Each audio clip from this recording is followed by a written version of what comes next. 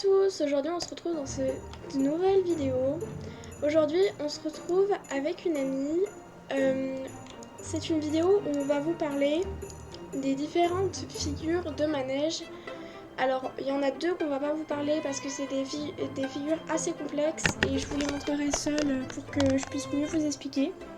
Mais là on va vous montrer celles les plus simples et les plus connues. Donc on va se retrouver un petit peu plus tard quand on sera arrivé à l'endroit précis. Excusez-moi, une seconde. Et quand on se retrouvera à cet endroit, on pourra commencer à vous montrer toutes les figures. Moi je vais les demander à Mélina. Mélinda, pardon, excusez-moi, j'ai des problèmes au niveau des prénoms. Et elle les fera et après on les expliquera juste après les avoir faites. Voilà, donc on se retrouve juste après quand on sera arrivé. Bon, coucou, on se retrouve dans cette... qu'est-ce que je vous dis? On se retrouve à nouveau. Alors malheureusement, Mélinda a eu un petit contretemps et ça fait longtemps que je veux faire cette vidéo, donc j'ai préféré la continuer. Mais du coup, je ferai une autre vidéo avec elle, ça nous permettra aussi d'être un peu ensemble. Et donc on se retrouve dans le hall équestre de mon club. Ça nous permettra aussi de pouvoir vraiment avoir les lettres, toutes les lettres. Et puis si jamais d'avoir les barres si j'en ai besoin vraiment, si je sens que j'en ai besoin pour bien être clair et bien expliquer. Ça nous permettra aussi d'être un peu tranquille comme ça, il n'y aura pas tout le monde autour et vous pourrez bien voir le cheval ce qu'il demande et ce qu'il fait. Donc voilà, on va commencer par une figure la plus, je pense, la plus connue. Enfin non, la plus connue ce serait plutôt le cercle. Mais moi je vais vous parler pour l'instant de la volte. Alors la volte, en équitation, dans la vraie vie, il faut que votre cheval il se recourbe sur votre... un peu sur vous-même, sur l'endroit où vous lui demandez. Et vous pouvez la faire dans toutes les allures. Mais nous on va parler sur SSO. Et donc sur SSO, sur Star Stable Online, il faut que si vous êtes sur PC ou sur tablette, en gros quand vous tournez, il faut garder ce doigt appuyé sur la touche où vous tournez. Et ça s'appellera une volte. Donc ça, ce que je viens de faire là, c'est une volte. Alors je viens de me louper littéralement, mais faites pas attention à ça. Mais en gros, une volte, vous gardez appuyé, c'est une volte. Mais certains moniteurs, si vous êtes en club, ou même quand vous faites des compétitions et que vous avez une volte, vous restez dans cette base là pour que tout le monde ait la même volte. Vraiment pile la même longueur. Mais par contre, si jamais vous êtes pas en concours et que votre moniteur vous demande de la faire plus grande, par exemple comme ça, c'est une volte parce qu'elle est pas trop grande, mais faut pas frôler le cercle. Et ça peut être aussi certains moniteurs qui peuvent vous le demander. Moi j'ai mon ancien moniteur qui me le demandait. Mais bon, ça dépend bien entendu de votre moniteur et de vous-même. Ensuite, on va parler de la demi-volte. Alors la demi-volte, toujours pareil, vous pouvez la faire dans toutes les allures. Moi je vais vous la montrer au petit galop. Donc je vais vous la montrer et après je vous explique. Voilà, donc en une demi-volte, le but c'est de pouvoir changer de main. Donc toujours au même endroit que la volte, on ne peut pas la faire dans un coin bien entendu. Pour la faire au mieux, vous faites pareil que la volte. Alors vaut mieux pas faire avec des petits à-coups. Si vous le faites avec des à-coups, il faut vraiment bien savoir la faire. Déjà la volte et après la demi-volte, sinon vous risquerez de mal la faire. Donc pour ceux qui débutent et qui du coup j'espère que ça aidera à cette vidéo, vous gardez appuyé comme la volte et dès que vous arrivez à l'autre extrémité, vous changez de doigt ou de touche pour tourner dans l'autre sens pour pouvoir changer de main et du coup ça fait une demi-volte. Donc je vais pas vous dire un demi-cercle parce que sinon c'est pas juste, mais ça vous fait une demi-volte.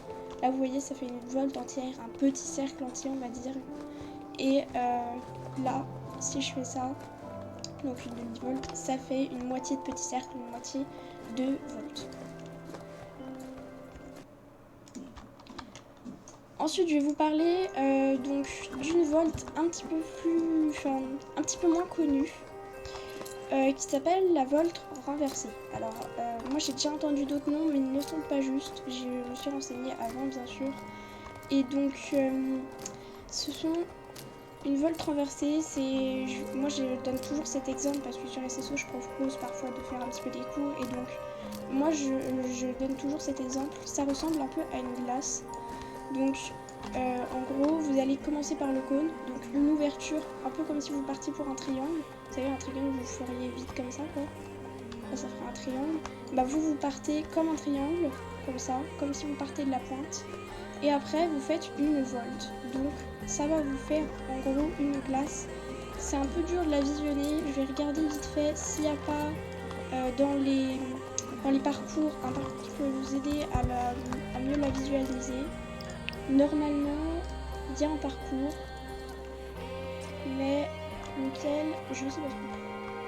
C'est celui-là, je crois qu'il va. À certains endroits, il va. Normalement. Je regarde. Alors, il va, mais ça va vraiment faire une grande volte. Donc, je pense pas que je vais vous montrer avec ce parcours. Il n'y avait aucun parcours. Ça, c'est pas pratique, c'est le Holy Crest. Alors, par contre, les figures que je sais que elles sont un peu compliquées à voir et à visualiser, où je vous donne des images, je vous les montrerai dans un parcours où je pourrais vous expliquer mieux et vous les montrer. Mais le B, je pense que je vais réussir à vous l'expliquer. Alors, vous pouvez en faire de toutes les tailles, mais il y a quand même des tailles vachement utilisées.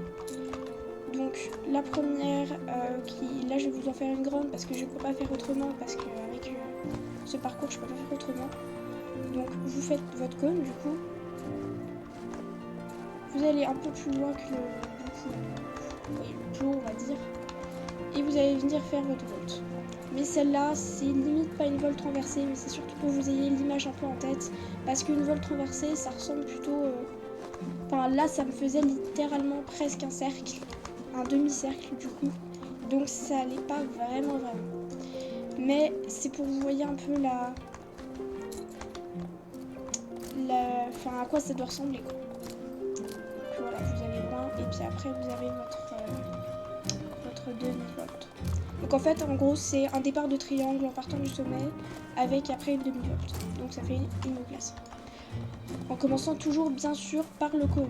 On ouvre d'abord le cône. Je sais, j'insiste énormément sur ça. Mais quand je faisais des cours un peu sur SSO, parce que je ne suis pas monitrice, hein, mais je fais un petit peu parfois des cours proposés comme ça pour les figures de manège. Quand je les faisais, souvent ils faisaient la faute de commencer par la boule de glace, donc c'est-à-dire ça, ils faisaient une volte, et après ils allaient faire le cône. C'est sûr, c'est beaucoup plus simple, ça je suis d'accord avec eux, mais c'est pas du tout ça, parce que si vous faites ça, c'est pas une volte renversée. Voilà pour la volte renversée. Maintenant, on va passer à l'autre catégorie, on va dire ça comme ça. Donc on se retrouve pour l'autre catégorie qui sont les diagonales. Alors, il n'y a qu'une diagonale, mais il y a aussi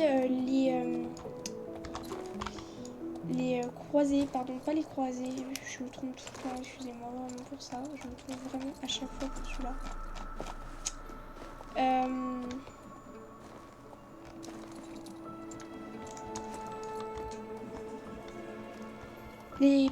Pas les diagonales, ça va être plutôt quand vous allez tourner sur la longueur ou sur la largeur.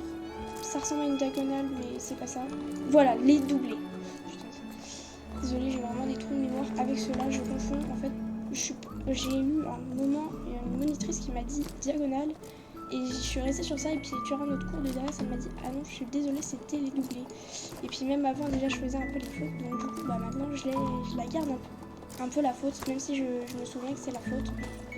Mais bon. Donc, je vais vous la montrer au moyen galop parce que c'est pas une figure compliquée. Donc vous êtes sur la piste et en fait le principe c'est de faire un Z. Voilà. Donc je vais vous montrer en gros pour les Z. Z comme ça. Enfin, je vous montre un W, moi je vous fais que des bêtises. Un Z comme ça. Donc vous arrivez là, ça vous fait votre première barre. Voilà. Et vous allez venir là pour faire la grande barre du Z. À l'autre coin. Et vous allez tourner à droite. Alors, à savoir que beaucoup ne le savent pas. Je vais vous le montrer sur la prochaine diagonale.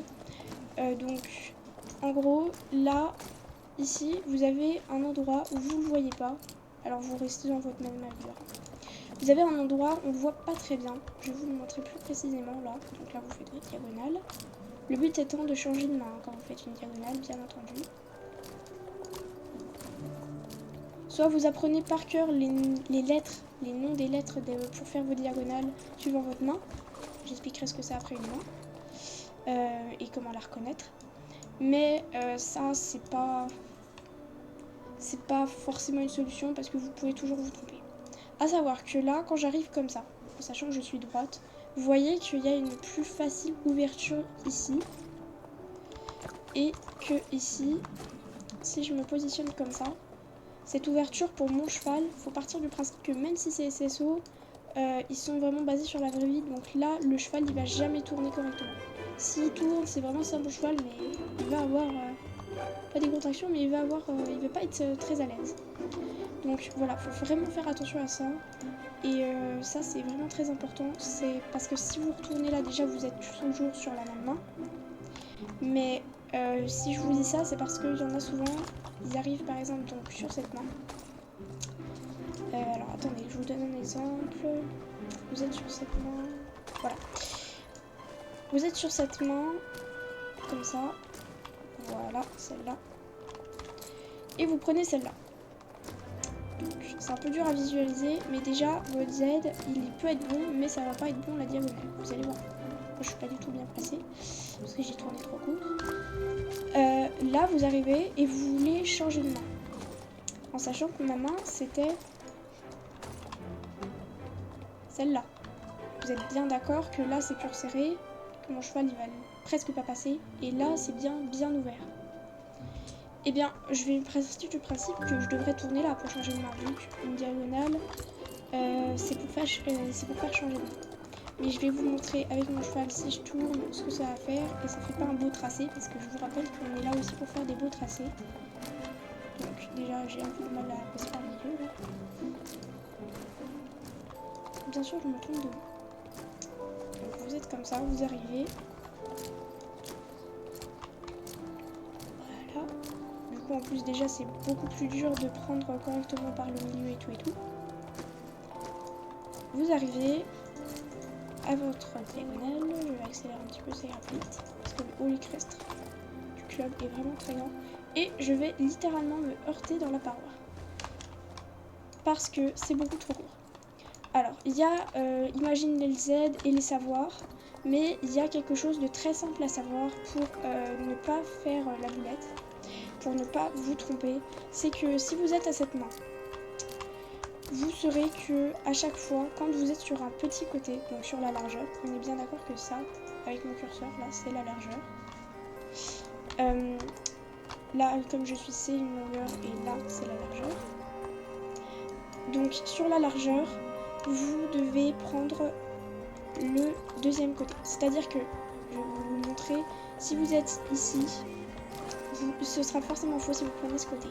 Vous devez aller chercher le deuxième côté pour que votre diagonale soit belle, bien tracée, bonne et que ça, bien sûr, ça vous fasse changer de main. Donc si vous continuez, vous restez bien sûr toujours à la même allure, sauf si vous demande votre professeur ou vous décidez d'accélérer. Et là, ça vous fait bel et bien. Donc bien sûr, si je vous le fais mal, forcément ça va pas, mais sinon, ça vous fait bel et bien changer de main et ça va super bien. Et c'est vraiment les bases, et ça faut le savoir parce qu'il y en a beaucoup qui font la faute et du coup ça va pas du tout, et dans les concours bah c'est plutôt ceux qui le savent et du coup ils font une bêtise et ça. Ensuite donc je vais retourner là-bas pour que vous puissiez le voir, même d'ailleurs je vais même me mettre là parce que ça va même aller beaucoup mieux pour vous montrer et pour débuter. Alors, moi je vais vous le faire toujours pareil au moyen galop parce que c'est pas une figure compliquée. Donc, le doublé, cette fois j'en suis souvenue. Le doublé dans la longueur. Donc, comme je vous ai dit, comme mon cheval est comme ça, c'est une longueur. Enfin, en tant que dans ce sens, hein, moi je reprends la carrière. Et s'il est comme ça, c'est un petit côté, donc une largeur. En gros, petit côté égale largeur et grand côté, vous voyez bien la différence quand même, égale longueur. Longueur. Alors, vous arrivez à n'importe quelle main et le but c'est de changer de main. Et sur cette fois, vous pouvez décider de faire ça, mais le but c'est de changer de main. Donc, doubler dans la longueur, c'est très simple. Vous prenez soit de CA, comme ça, et vous allez jusqu'au bout. Et donc, vu que moi j'étais à cette main-là, comme ça, et je tournais comme ça, je vais prendre l'autre main. C'est le but. Faut pas reprendre à chaque fois les mêmes mains. C'est justement le but de changer de main pour pouvoir faire d'autres figures ou des choses comme ça. Le changer de main, c'est aussi pour faire plus joli, faire toutes ces choses-là. Donc là, vous avez donc le doublé dans la longueur. Donc soit CA, les noms des lettres ne changent pas, ça s'inverse pas, ni rien du tout. Soit, là j'ai fait une demi-voile pour pouvoir retourner là. A, C. C'est pareil, c'est doublé dans la longueur et ça me permet de changer de main. Alors comme vous pouvez le voir, ça je crois que c'est dans toutes les carrières de SSO. Ils ont fait un petit tracé comme ça vous permet de voir un petit peu comment c'est et comment vous passez, si vous êtes bien droit, bien dans l'axe. Vous voyez là les traces en bas, ici, tout là. Et là vous avez bien le point du centre, ça se montre bien même par un petit clair. Ils ont vraiment travaillé sur ça et franchement ça je les félicite. C'est vraiment pratique pour montrer que ça soit dans les vidéos ou même soit même à prendre, c'est vraiment très pratique. Et ensuite vous avez, donc je vais accélérer le temps d'y arriver, le doublé dans la largeur. Alors je pense que vous voyez déjà un peu ce que ça va faire, à mon avis. Vous arrivez en fait, donc soit c'est EB, comme ça, donc vous coupez la largeur, quoi. Vous coupez la carrière en deux comme l'autre, hein, vous coupez la carrière en deux et vous changez du coup de main. J'avais un doute, j'ai cru que j'avais pas changé de main. Je vais faire une demi-voile parce que je vais pas aller jusqu'au bout. Soit vous prenez B. Alors à savoir, dans toutes les carrières, c'est obligé qu'il y ait au moins les lettres EB, du coup celle qu'on va voir, ces deux-là, et CA. Dans SSO comme dans la vraie vie, parce que c'est vraiment très important pour pouvoir se placer et faire un beau tracé. Alors on peut toujours avoir une petite carrière comme ça sans lettres pour tester si on a vraiment la visualité, enfin vraiment bien voir où est-ce qu'il y a les lettres et tout, si on a le plan dans la tête. Mais d'origine on apprend et c'est comme ça qu'on doit l'apprendre avec les lettres. Ensuite on va passer au cercle. Alors, ce fameux cercle, moi, j'ai eu beaucoup de mal avant d'y arriver parce que je faisais vraiment un très moche cercle. Vraiment, il était tout difforme mais il n'était pas rond. Alors, bien sûr, c'est impossible de le faire parfaitement rond, sauf si vous avez des endroits où passer, mais ce sera pas vraiment rond parce que pour faire l'angle, ce sera un petit peu dur. L'angle arrondi, bien sûr. Parce que si vous avez des barres au sol, ça sera plutôt carré, un petit peu carré. Donc, moi je vais vous le montrer au petit galop, je vais pas vous en faire un très court. Donc, ce qu'il faut savoir, c'est que c'est très simple pour un cercle. Vous voyez ce que c'est un cercle, hein, que ce soit en géométrie comme à cheval, en équitation. Un cercle, il faut qu'il soit plus grand que la volte, ça obligatoire, ça peut pas être plus petit. Et faut que ça soit vous plus, on va dire, sur SSO que dans la vraie vie. Dans la vraie vie, vous dirigez tout autant votre cheval. Faut que sur SSO, vous dirigez plus votre cheval. Qu'est-ce que je veux dire par là? C'est que quand vous faites la volte, vous pouvez faire une jolie volte en restant appuyé, du coup, et ce sera une volte. Et du coup, vous dirigez pas vraiment votre cheval. Là, vous devez vraiment vous concentrer et être précis pour pouvoir le faire. Alors, donc, je vous conseille pas de le faire dans la largeur. Vous pouvez toujours, s'il n'est pas très grand, mais si c'est un grand cercle, vous le ferez plutôt dans la longueur, vers le milieu de la carrière. Ce qu'il faut savoir, c'est que quand vous commencez un cercle, vous devez retourner au même endroit. Donc je vais commencer en S.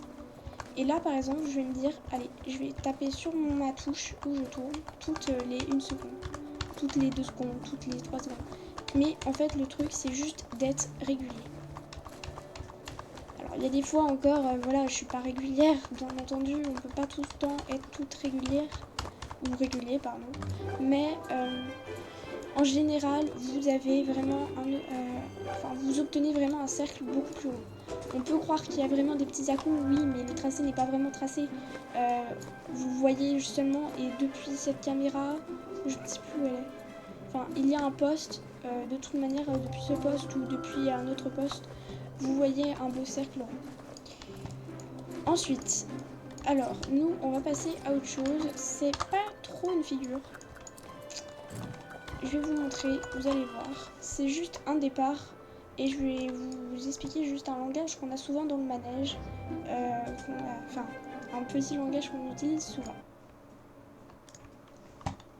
Alors, souvent, on vous parle, je pense, de transactions. Les transactions, c'est par exemple, vous partez de l'arrêt et vous devez passer au pas. C'est une transaction parce que vous avez changé d'allure et il y a des transactions beaucoup plus dures, beaucoup plus simples.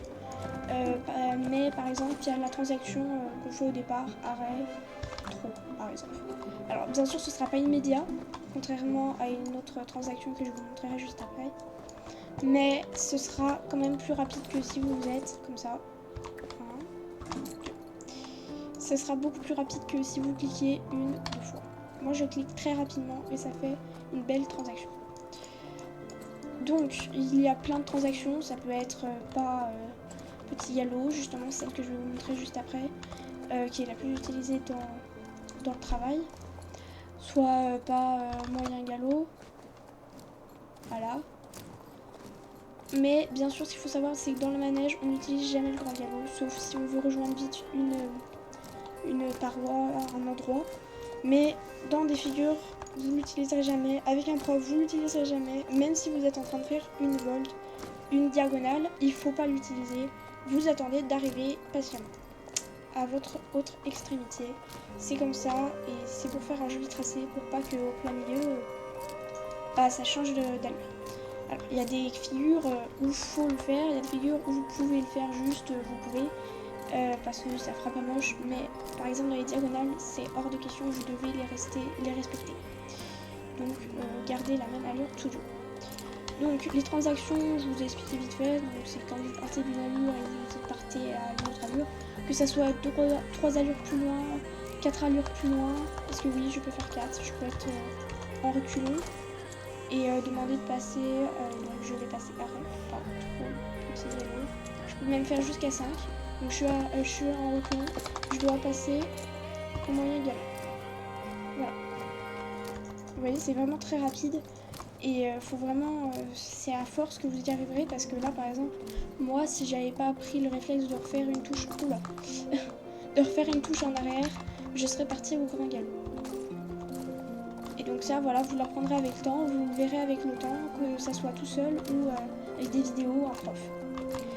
Donc, ensuite, une transaction qui est très très utilisée, c'est vous partez du pas et vous allez devoir passer au petit galop. Mais cette transaction est très utilisée parce que elle est belle, vraiment belle, parce que vous n'allez pas voir le trou.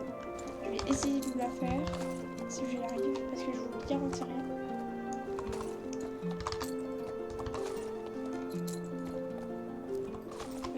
Ouais, je vous fais tout le temps les boulettes. Mais en gros, vous allez passer du pas et sans voir le trou, voilà, vous allez passer au petit galop. Et donc ça, c'est une transaction, l'une des plus utilisées quand on parle de transaction justement. Et même à apprendre vraiment pour le faire. Et inversement, un petit galop sans voir le trou, on passe au pas.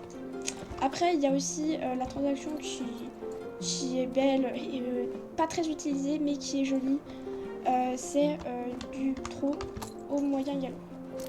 Donc ça toujours pareil, hein, je suis pas sûre d'y arriver. Surtout que celle-là je l'ai jamais travaillée vraiment. Mais celle-là elle est presque pas travaillée parce que c'est vraiment une chance sur 2 si vous y arrivez. Voilà. Là j'ai réussi parce que voilà, c'est vraiment une allure un peu plus loin. Mais si vous voulez faire des parfaits quoi, en gros, un peu comme ça, sans voir l'allure qui est entre les deux demandées, c'est vraiment celle-là et ce sera entre deux allures. Voilà, ce sera pas enfin au milieu il y aura qu'une allure, c'est ça que je veux dire, parce que ce sera pas par exemple pas moyen galop. Là vous verrez automatiquement soit le trop soit le petit galop, je sais pas trop, ça dépend peut-être aussi comment vous y prenez, mais voilà.